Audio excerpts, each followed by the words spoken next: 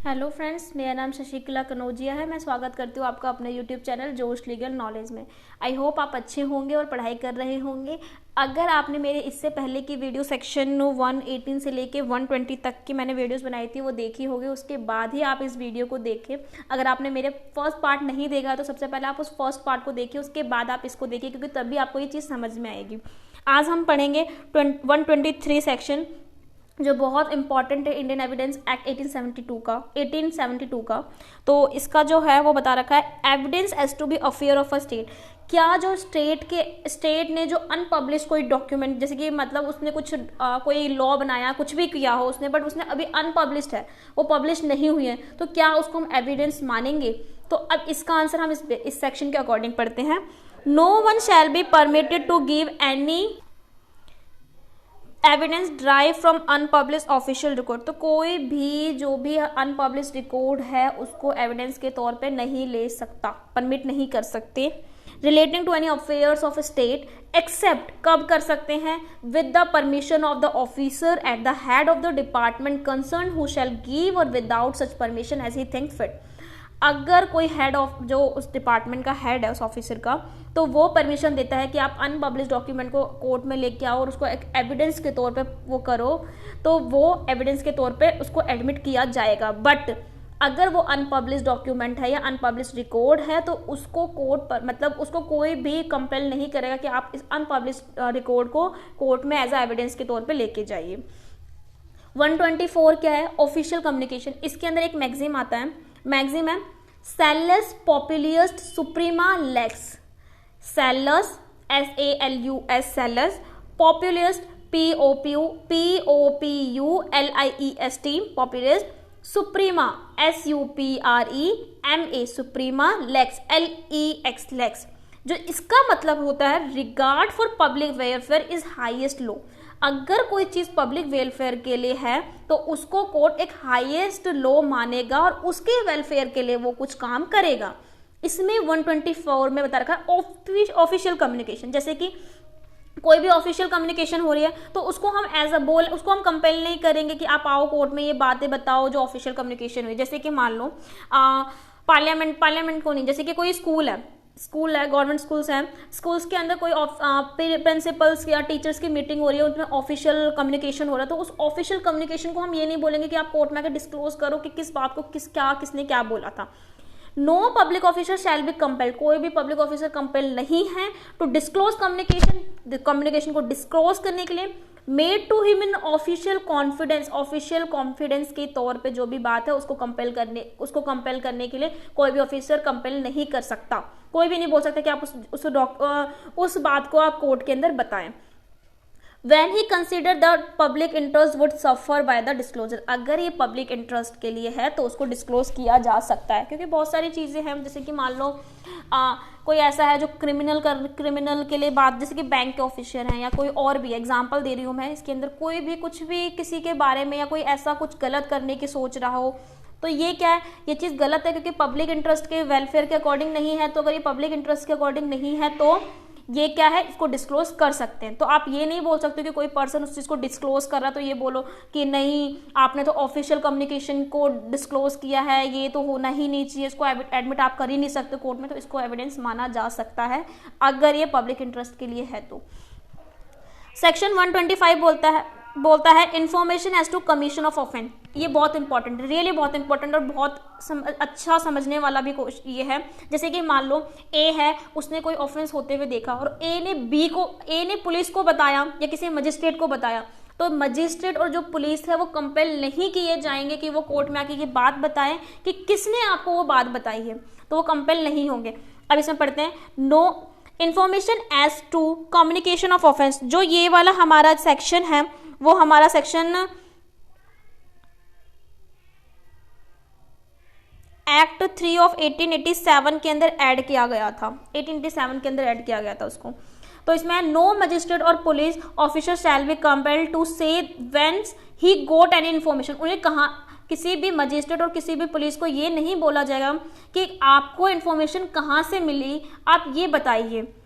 as to commission of any offence and no revenue officer shall be compelled to say whence he got any information। और revenue officer को भी ये नहीं, officer से भी नहीं पूछा जाएगा कि आप ये बताएं कि आपको ये इन्फॉर्मेशन कहाँ से मिली है। अगर कोई रेवेन्यू के उसके अंदर ऑफेंस कोई करता है या कोई क्राइम करता है या कोई फ्रॉड करता है तो वो इन्फॉर्मेशन कोई पर्सन किसी रेवेन्यू ऑफिसर को बता रहा है, या कोई और भी ऑफेंस होने वाला है वो हम पुलिस को बता रहे हैं या मजिस्ट्रेट को बता रहे हैं, तो उन पर्सन को मतलब डिस्क्लोज नहीं किया जाएगा और कंपेल भी नहीं कर सकता कोर्ट कि आप उनका नाम बताइए, आपको ये इन्फॉर्मेशन कहाँ से मिली, कहाँ से नहीं मिली है। इसका एक्सप्लेनेशन वही रेवेन्यू ऑफिसर जो है is the section means an officer employed in and about the business of any branch of the public revenue. Public revenue के उस ब्रांच के अंदर कोई भी जो काम कर रहा है उसको हम बोलते हैं रेवेन्यू ऑफिसर्स। 126 में क्या है, प्रोफेशनल कम्युनिकेशन। क्या आप प्रोफेशनल कम्युनिकेशन को डिस्क्लोज कर सकते हैं कोर्ट में और कोर्ट क्या उसको एडमिट कर सकती है? नहीं।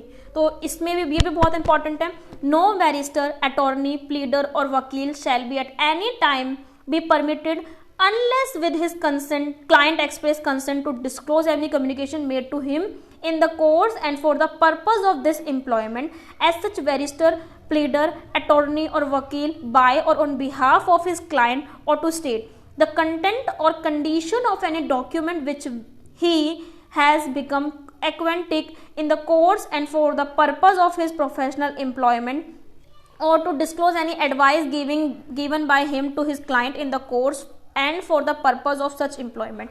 इसमें बता रखा है कि वो क्लाइंट और चाहे वो एडवोकेट, अटॉर्नी सब एक ही होते हैं। इनको अगर आप कोई कम्युनिकेशन दोनों के बीच में हो रहा है, प्रोफेशनल कम्युनिकेशन हो रहा है, तो वो कोर्ट के अंदर एडमिट नहीं किया जाएगा एज एविडेंस। अगर क्लाइंट ही वो सारी बातें डिस्क्लोज कर रहा है और वो अगेंस्ट उस एडवोकेट या उस लॉयर के अगेंस्ट में हो रहा है, तो वो जो लॉयर या एडवोकेट है वो उस टाइम उस चीज़ को बोल सकता है कि हाँ हमारे कम्युनिकेशन में ये बात हुई, तब उसको एडमिट किया जा सकता है। बट कंपेल नहीं किया जाएगा किसी भी क्लाइंट को कि आपके एडवोकेट ने क्या एडवाइस दिया है, इसको किस तरीके से कर रहा है, क्योंकि बहुत सारी चीज़ें होती है, इसको पर्सनल रख रखा है। तो इसके भी कुछ एक्सेप्शन है, जैसे कि any such communication made in furtherance of any illegal purpose. जैसे कि मान लो क्लाइंट और एडवोकेट के बीच में कोई इलीगल, जैसे कि क्लाइंट जो है या कोई क्लाइंट जो है वो इलीगल करने तरीके को करने के लिए बोल रहा है, तो एडवोकेट लायबल है, वो उसको कंपेल किया जा सकता है या वो खुद भी बता सकता है कोर्ट में कि ये जो है ये पर्सन इलीगल कुछ काम करने के लिए बात कर रहा है। या any fact observed by any barrister, pleader or attorney or vakil in the course of his employment as such showing that any crime or fraud has been committed such commencement of his employment। अगर उस जो advocate और जो हमारा जो client होता है वो कोई फ्रॉड कर रहा है उसके एम्प्लॉयमेंट के, तो उसके एम्प्लॉयमेंट के ऊपर, तो ये भी बात कोर्ट में वो बोल सकता है। फ्रॉड या क्राइम, जैसे कि मान लो उसने पहले फ्रॉड करा, जैसे कि उसने बोला कि मैं पहले 20,000 मतलब 20,000 पे दे दूंगा, बट उसने नहीं दिया और उसने कोई डॉक्यूमेंट ही छुपा लिए, एडवोकेट के मतलब उसको नॉलेज में ही नहीं था, उसने कोई डॉक्यूमेंट छुपा लिया, तो ये सब चीज़ क्या है, ऐसी बातें वो कोर्ट में डिस्क्लोज कर सकता है। It is immaterial whether the attention of such barrister, pleader, attorney or vakil or was not direct to such fact or by or on behalf of his client। Explanation क्या बोलता है, the obligation stated in the section continue after the employment has cease. अगर employment cease हो रहा है तो आप उस ऑब्लिगेशंस को कंटिन्यू कर सकते हो कोर्ट के अंदर। सेक्शन 127 जो है वो है section 126 to apply to interpreter. जो इंटरप्रिटेटर हमने बताया था उसके अंदर, तो section 126 shall apply to interpreter and the clerk और servant of barrister, pleader, attorney and vakil. क्या आप किसी भी, जैसे कि मान लो मैं एक एडवोकेट हूँ, मेरे साथ एक क्लर्क है, वो काम करता है, तो वो जो क्लर्क है वो भी उसके क्लर्क भी जो है वो भी एक प्रोफेशनल कम्युनिकेशन के अंदर आता है और वो भी उस बात को कोर्ट में नहीं बोल सकता है और कोर्ट उसको एक्सेप्ट नहीं करेगी एज अ एविडेंस। तो वो कोई भी बातें नहीं बोल सकता, चाहे वो सर्वेंट हो या वो क्लर्क हो या वो बैरिस्टर या प्लीडर, तो होते ही हैं वो चीज़। सेक्शन तो वो नहीं दे सकता है एज अ एविडेंस, तो हमारे जो क्लर्क है, सर्वेंट है, वो एक एविडेंस की बात नहीं, एविडेंस नहीं दे सकते हैं कोर्ट के अंदर। 128 है privileges not waived by voluntary evidence.